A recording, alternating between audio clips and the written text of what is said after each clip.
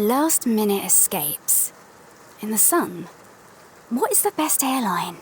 Or the worst airline? What happens if my flight is delayed? Or cancelled? Would I be put on a new flight? Or would I be refunded? What if it takes me days to get home? Benefits of a UK staycation. When life gives you questions, get answers at which.co.uk.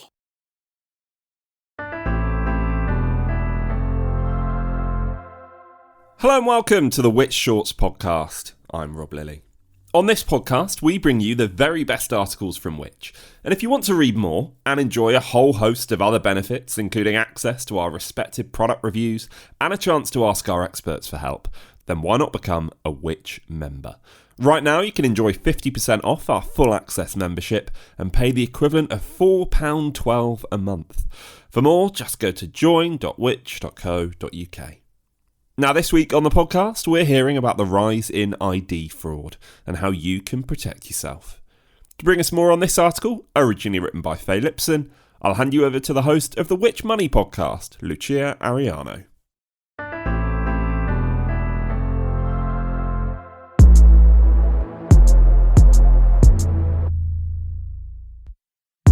Imagine your wallet was stolen in 2019, and yet now in 2023 you are still being impersonated and defrauded as a direct consequence of that theft, with no way of knowing when it will end. This is what happened to Carwyn Roberts, whose driving licence was snatched during a Christmas night out nearly 4 years ago.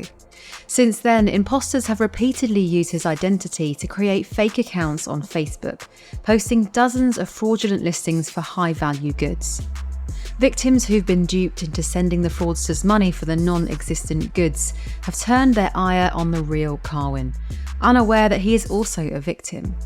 They even turned up at his mother's home to confront him. There have also been fraudulent attempts to obtain loans and catalogue accounts in his name. Forced into a state of constant hypervigilance, Carwyn spends hours trawling the web for fake listings and profiles attributed to him, as well as paying for expensive services to guard his digital identity. All this despite being a victim of identity fraud himself. This may seem an extreme example, but Which has uncovered evidence that identity theft is changing, with some victims re-victimised for years. Fraud experts believe the traditional view of identity theft, that you'll see a flurry of applications for a few months before it all dies down, may no longer be accurate in many cases, as proven credentials actually gain in value and are resold to other criminals. So how can these never-ending frauds be stopped? Identity fraud, when someone uses your stolen personal information to open an account or product, is on the rise. It soared by 23% in 2021 and 2022, with 277,234 cases accounting for 2/3 of all fraud cases reported to the fraud database, CFAS, that year. CFAS describes this as unprecedented. Some of the increase is driven by the use of fictitious identities, support by fake identity documents and utility bills, plus AI-generated ultra-realistic deep-fake videos and voices. But in many cases, real victims are being compromised by sophisticated smishing attacks, where texts and instant messages appear to come from a close relative or your bank's fraud team, before duping you into divulging personal information.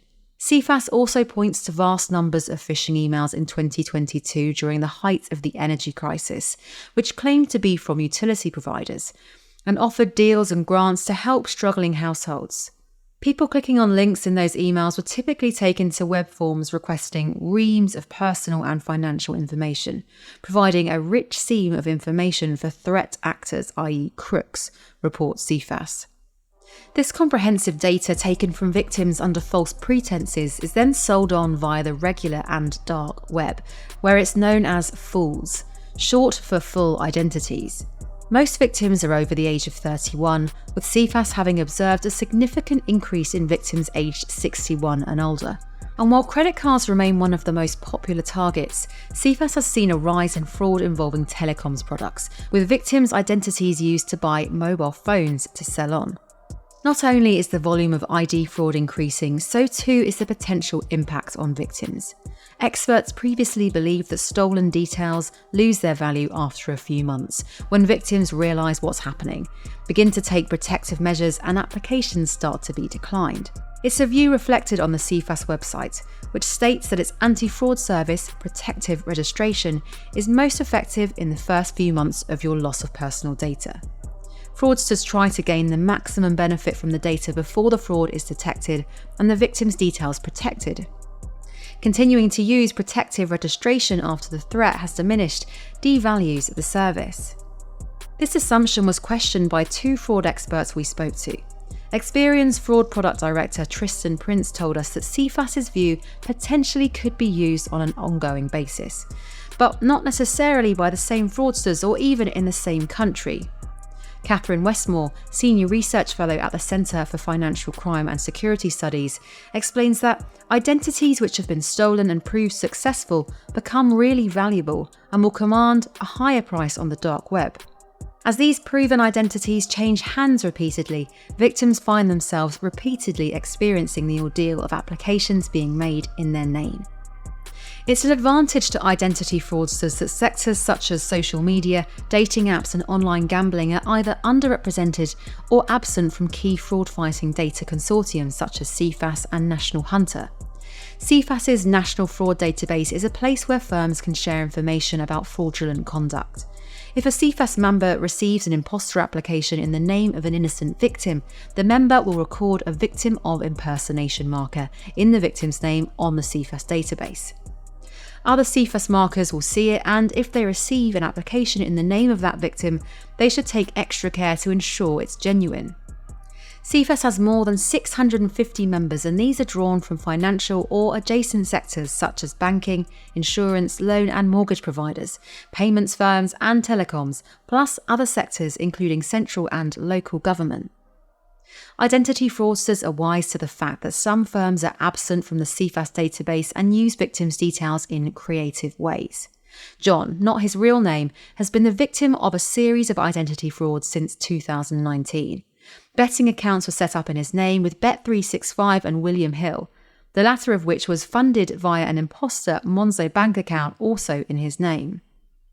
Those accounts were closed, but in the intervening years, John has also seen multiple suspicious soft searches on his credit file using terms such as poker, games and Vegas, leading him to fear that there may be as yet undiscovered accounts elsewhere.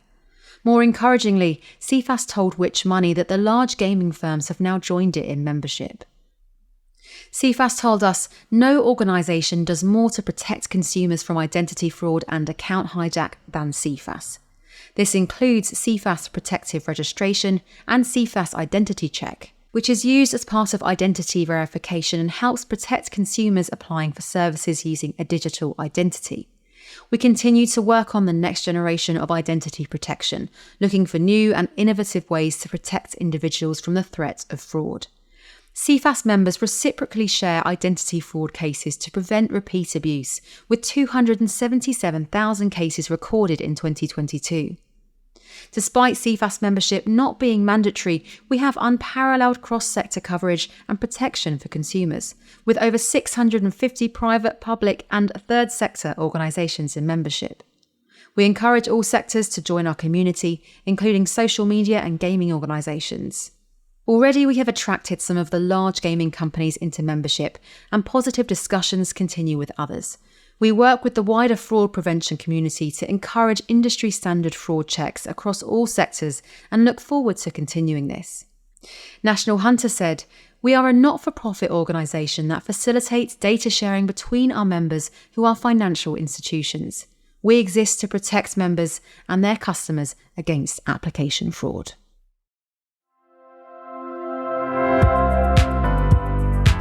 Thank you so much to Lucia and to Faye Lipson too, whose piece was originally written for the October issue of Which Money magazine. And you can hear Faye bring us more on her investigation on the Which Money podcast, with that episode going live this Friday. So just search for Which Money wherever you're listening to this podcast. Remember, you can find more articles you'll find useful every day on everything from money and technology to home and garden advice by signing up to one of our many free email newsletters, and you can do that at which.co.uk/newsletters. We'll be back next week for another episode of Which Shorts, and thanks for listening. Which Shorts was produced by me, Rob Lilly, while the exec producer was Angus Farker.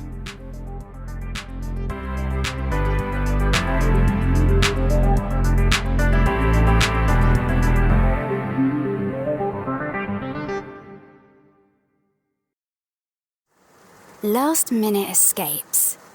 In the sun. What is the best airline? Or the worst airline? What happens if my flight is delayed? Or cancelled? Would I be put on a new flight? Or would I be refunded? What if it takes me days to get home? Benefits of a UK staycation. When life gives you questions, get answers at which.co.uk. Scammers are stealing hundreds of millions of pounds every year. They bombard us with fraudulent texts, emails and calls. And what's more, their tactics are getting increasingly sinister. To keep across the latest scams, sign up to our free Scam Alert service to help you stay ahead of the latest scams and protect yourself. Go to which.co.uk/Scam Alert-newsletter. That's which.co.uk/Scam Alert-newsletter. Thank you.